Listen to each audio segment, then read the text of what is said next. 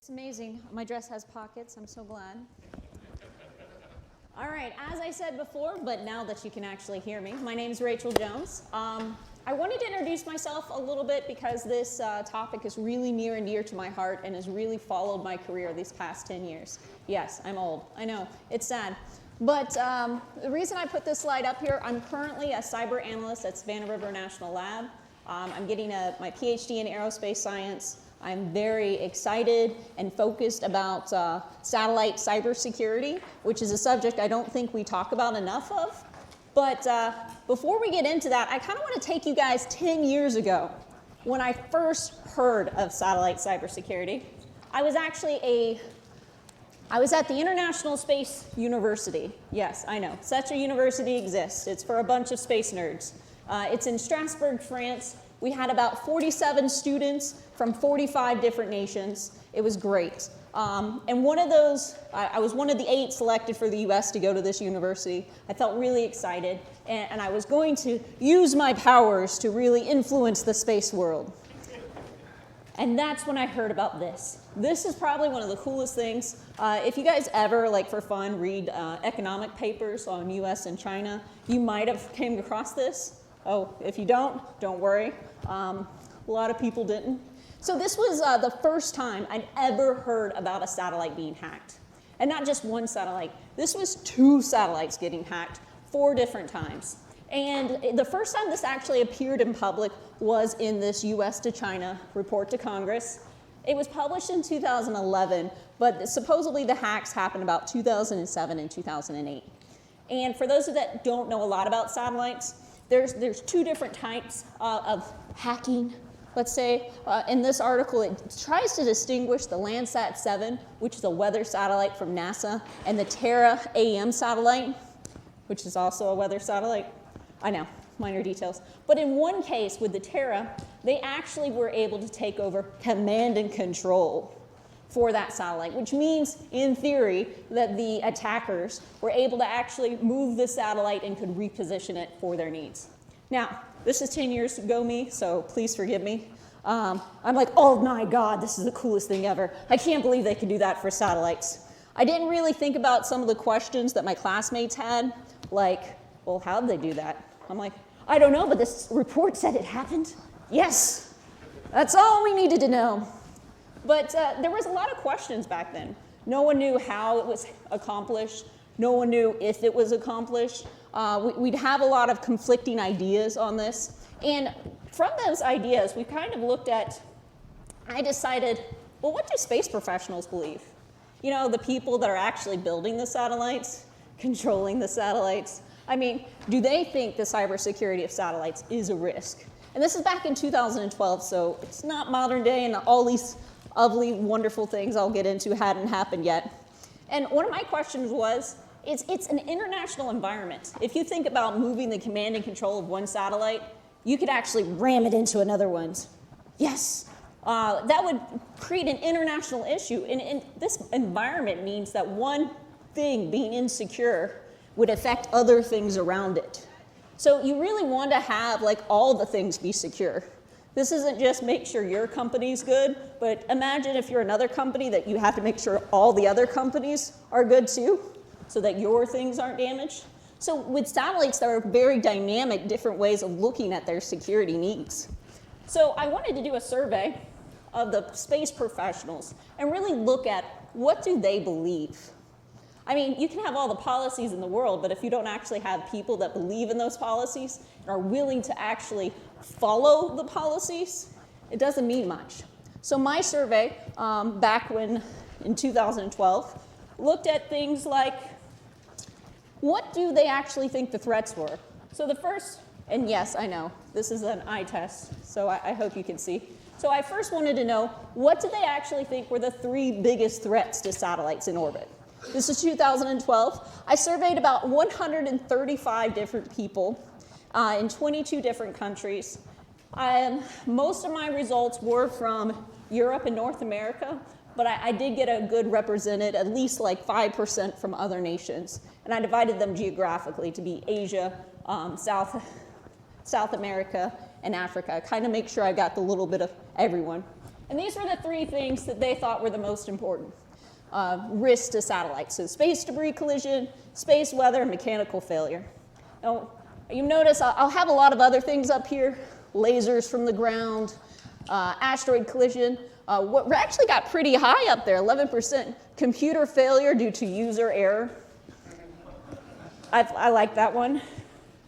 And then I asked a couple other questions. Space professionals, do you think a satellite, you could actually get data from it? Yes, I know. I wish I could have reworded those questions. I would have done it a little bit different. But I asked them, do they think that a satellite could be hacked?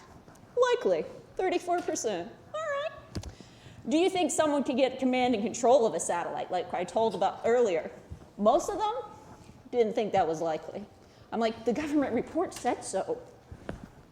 But no, they still didn't believe it. I'm not going to share all the questions with you. I just kind of picked out 6 that I thought were most interesting. So I thought attribution. Do you think you could prove one person actually hacked it? We kind of got no on that one. And then 3 other questions I was going to share with you. If an attack on a satellite happened, do you think it should be announced publicly? You have this commercial satellite that was attacked. Should they actually have some announcement in the public that it was attacked? Yeah, I don't want to say 50-50 because it's not, but it was pretty close here, 45 to 41. Who should investigate if a satellite gets an attack? Most people thought the country of registration, but you can see it's closely followed by an international organization. And then my favorite, should there be security minimums for satellites? 68% said yes. All right, since then, what has happened? Today I'm going to go over probably the 4 biggest. We got 3 papers and 1 course that kind of really describes the modern literature coming from about 2019 to current. And these really go over kind of what is going on in this satellite cybersecurity field. This first paper, I recommend it just because it's a really good basic and primer for people that might not know satellite cybersecurity and what we're talking about here. And I bring this up because I really want to explain, you have different components when you talk about where the weaknesses is and where the vulnerabilities are. I like to say, my professor says if you really want to work the cybersecurity of satellites, you have to know the space side and the cyber side almost equally. That's why I'm getting my PhD in aerospace science, and others are getting their PhDs in cyber. So really here, this breaks down the segments, space segment, ground segment, user segment. They don't spell it out, but there's also a link segment, how the satellites and ground actually talk to each other. And this paper here spells out a new trend. They say, in the past, mostly it has been like jamming attacks from the ground to the satellite. But now we've actually seen more space-based attacks. So we're going from satellite to attacking other satellites. And that's the rising trend. But this paper also calls out some really good things about what we're doing to protect satellites with the new use of software-defined radios and other methodologies that we're going in to harden the cyber electronics aboard them. So moving on, this next paper. I don't know if you know Aerospace Corporation, but they're kind of like a think tank for the DoD. And they produced this paper, which is really nice. Kind of explains the gambit of things. And if you notice in this paper, it actually breaks out the different types of attacks used in each segment of the space infrastructure. So you got attacks that are common to the space segment, the user segment, the link segment, and the ground segment. So what's going after these guys? And now, yeah, this is an eye chart. I just wanted to show you what it looks like in the paper. But this paper really goes good to lay out the policies and the guidelines that are being developed for the space cybersecurity field. So if you want more, this is the paper, that's the chart. Now this paper is probably one of my favorites. Okay, so a lot of attacks have been said in the media going against satellites. Anyone ever heard of any of these attacks right here? You got the compromise of the NASA Jet Propulsion Lab. Remember I talked about the Landsat 7 up there, the NOAA observation. This paper makes claim that none of the attacks ever happened. I know, it's really fun. I don't want to say this is a great conspiracy paper read, but it shows you the other side of what to think about. So most of the reporting for various instances reference classified documents that people don't have access to. They reference things that are disputed. So when I talked about the Landsat 7, it was actually supposedly done by a compromise of a ground station. And what this author did was they actually talked to the ground station. The ground station's like, no, that didn't happen. And they're like, we don't know what the government's talking about. And it just kind of shows you the other side when you're investigating instances like this. Did it really happen? It's hard to know because not a lot of people want to talk about it. And the final thing I'll mention here is this is a class by AIAA. And they give a good breakdown. And one of the good things that they actually developed is a space domain cybersecurity framework that kind of lists the various segments and the different attacks that correlate to those segments and what you're going to be targeting. There are a different way of laying out the framework and kind of going at it. And these are some of their good case studies of cyber attacks to satellites. There might be some overlap between the last slide and this slide. But it's really interesting, and I call this out particularly because when you're dealing with a space environment, which is an environment that's not here terrestrially, you have a different outside influences that you might not have with computers here.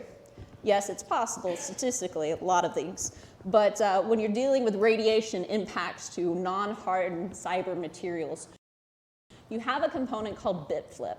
So I don't know how familiar with you guys, but if you hit a bit, it actually flips the 0 to a 1 or vice versa. For some reason, coders tell me that that messes up with their code or something. I don't know why. They can't just like deal with that. But there's environmental impacts of being in an extreme, cold, hot, radiation-inducing environment that we just don't have here on Earth. And these make it really hard. I mean, I know there's a lot of blue teamers, forensics analysts in here. Well, do you know if that's an attacker or is that just an environmental bit flip? Did someone purposely go into that or did something else happen? And I like this publication and what they put out because they really analyze what does those other things look like? Where do we need to go and what can or how we can disseminate between the two? But, I really wanted to see, hey, it's been 10 years. I wonder what space professionals think. Now that we had all these lovely documents and we've had new case studies like, the Viasat that just happened. We had the, DEF CON presentation of the SDR going on, taking over the Canadian decommissioned satellite. I wonder what space professionals think now. Well, I can tell you one thing. Cyber's up on the list. Looking back, we now have the top 3 threats to satellites. Cyber's actually number 3.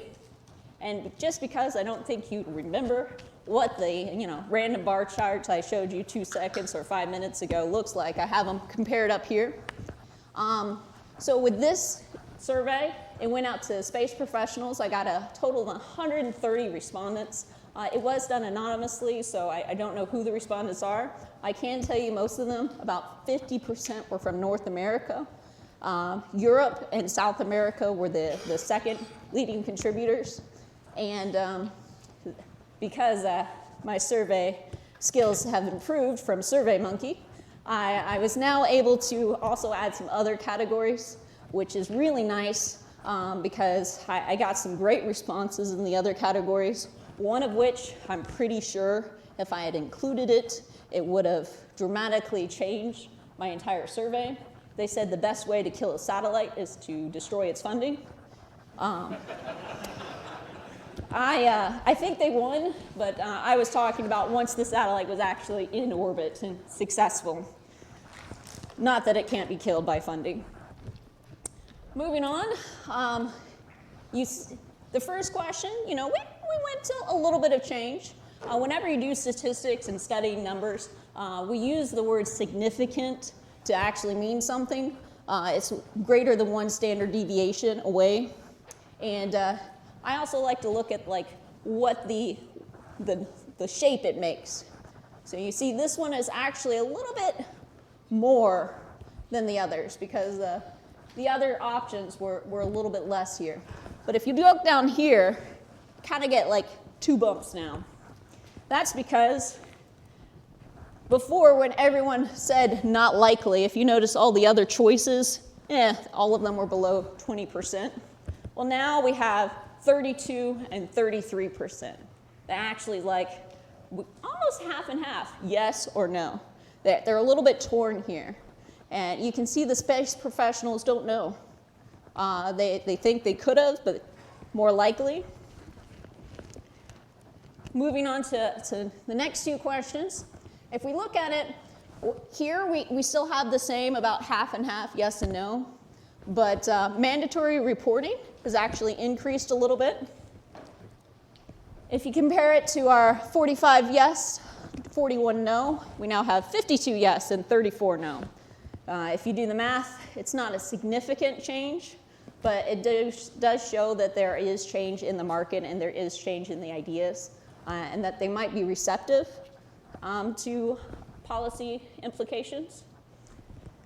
Here, I promise, this has been 10 years, but it does look almost similar to the one done in 2012 for the which country or which entity should be investigating a possible hack to a satellite.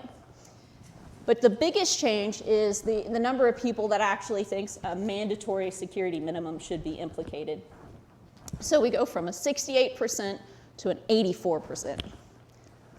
Big numbers. And I'm really glad they feel that way because there's current policy in the work that is looking towards creating better communication and better guidance for cybersecurity of satellites.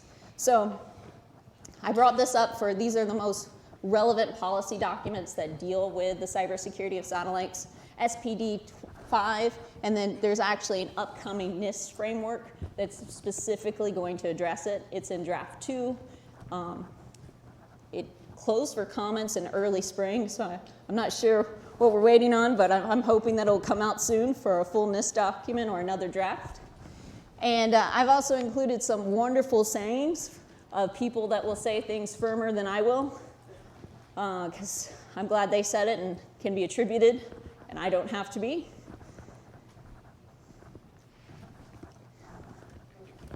All right. Now, if you want to study this yourself, I actually have a lot of references up here. I know you guys are so excited for your academia work. And then even more. Ooh.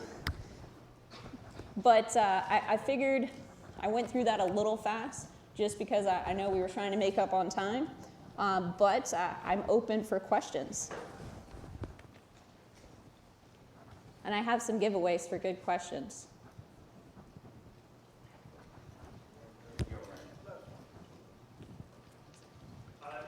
How can we apply our current things like agents to the satellites, and what limits or issues would go along with that?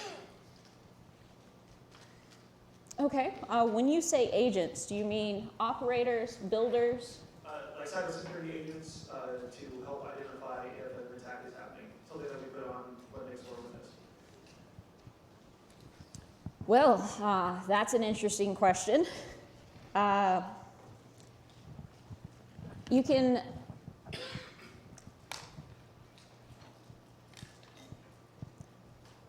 it depends on which component you're trying to verify. For example, nowadays, ground stations, which are the devices that are actually used to control the satellite or monitor the satellite, can be made by a local high schooler. Anyone can make a ground station to actually look at the footprint of a satellite. But ground stations that are used to command and control are completely different. Those ground stations are supposedly more secure, but they're also on the cloud. There are Amazon Web Services that offers ground stations for satellites that you can do from anywhere.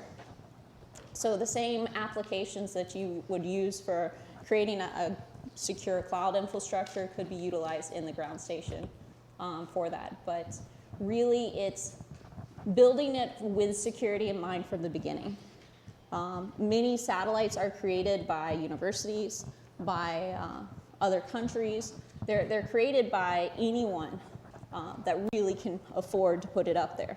I mean, I think you as an individual wanted to put up the satellite and you had to spare, I don't know, $30,000, you could. And right now, it's not limited to what you could put up there, except by the launch provider. That's it. So you pay enough money and you can make it happen. I know. Doesn't that make you feel warm and fuzzy?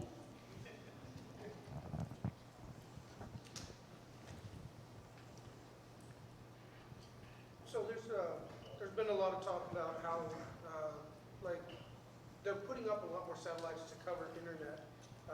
Is that proliferation going to have other impacts as well? It's a really broad question. Sorry.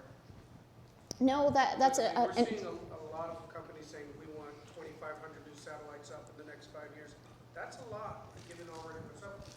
It is, and you're really dealing with two different issues here. So the number of satellites and the different orbits in space, that's one issue. That's actually delegated by the ITU, International Telecommunications Union. They monitor what orbits they can be there. And when you're talking about LEO satellites, which is where we're finding the large constellations, you're looking at most of those, they now have a mandated deorbit period. So they're really getting up there quickly, and they're really hopefully coming down quickly, or at least with a plan. But your very limited orbits are your geo satellites in a very special geosynchronous range. And that's actually a political nightmare, because the allocation for those are very competitive, and getting them up there and making sure they come down is a huge ordeal. But then you're also dealing with frequency wars. I don't know if you've heard that, but the frequency allocation here in the US, I'm actually getting some popcorn. I'm enjoying watching the debates. Every now and then they'll have an auction. I'm just like, ooh, is Starlink gonna lose everything? Is our 5G gonna lose everything? Let's see who wins. So you're dealing with a very congested environment. And the first come, first serve doesn't really always hold true there. Based on your interaction with satellite professionals, how are they open to kind of crowdsourcing secure pen test security? Because I know there's been open competitions like Hack-a-Sack and Swap My Site, something like that. Are they interested in the results of those kinds of things? Do they integrate that in, or it's just seen as a technical joke? I have to say it really depends on the company. Some of my classmates actually went on to found Spire, which is a CubeSat company. And I know from my research and me telling them about the dangers that they probably integrated it in, but other companies might not see it that way. Imagine if you are, let's say, a new country launching your very first satellite. You just want it to work. Like it getting up there without blowing up. It's responding when it needs to. You really don't think about security when you're at that level. So it's kind of one of those things where security is more as an afterthought than from the beginning, because when we talk about the Landsat 7, one of the biggest things that I heard from my fellow classmates were, why would they hack a science experiment? I mean, don't they know that that science is for mankind? No one would ever hack my precious satellite that I'm doing precious science with. What good would it come? So you have to kind of overcome that mindset of why would someone do this to they'll probably do it if they can. And what you need to do is make it a little bit difficult for them so that not just the average person can do it. I think that's also being attributed to more COTS, secure, kind of, I don't want to say modular builds of satellites that are kind of developing. So nowadays, instead of developing your own power source or your own this and that component, you can buy one off the shelf. And hopefully those on-the-shelf components have a little bit more security in them. So what do we do then for existing satellite infrastructure? It's much easier for me to take a satellite and build it now and build it with security in mind, but what about like GPS satellites that have been up there for 25, 30 years? What about some of these other satellites that are just kind of legacy equipment that still has to be maintained? It's still there, we still have to know about it, and it's still potentially accessible. I really am glad you asked that question. I think it needs to be asked more often. I can tell you that with modern satellites, how they're trying to overcome that inevitability that the technology and the material that you put out into space is going to be outdated very quickly, especially with the rapid involvement of chips and components here on Earth, is that they're using software-defined radios where they can modularly update the hardware to, patching, basically. And that has made a huge difference in our space industry. So a secure encryption key is 256 bits, which is small enough that you could physically build that into a circuit to not worry about stuff being bits being overwritten.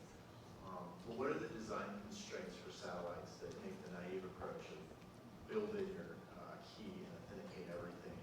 So you only have trusted commands from the ground station going to your C2. What are the design constraints that don't make that feasible? Because that seems like that would be the naive solution. I like how one industry might think one thing and another industry will think something else. I don't know the specific answer to your question, but I will give you a scenario that's often posed to cybersecurity, I guess, people when we're drinking after hours is, let's say you have a group on Mars and they have a medical emergency and you really need to talk to them right then and there. Well, whenever you design that packet of communications, if you encrypt it, it's already going to take more than 7 minutes to get there, maybe even longer. You're adding in a larger file, which is going to increase the time, and you're also adding into the complexity of that communication network. So it's more, how do you design something that's encrypted and small and can be communicated quickly? And that whole physics thing, it gets in the way. It's horrible. I hate it sometimes. So, people that may for a power company, they have something called CIP, or Critical Infrastructure Protection, and there's different government guidelines as far as what you have to have in place for your enterprise and IT environments.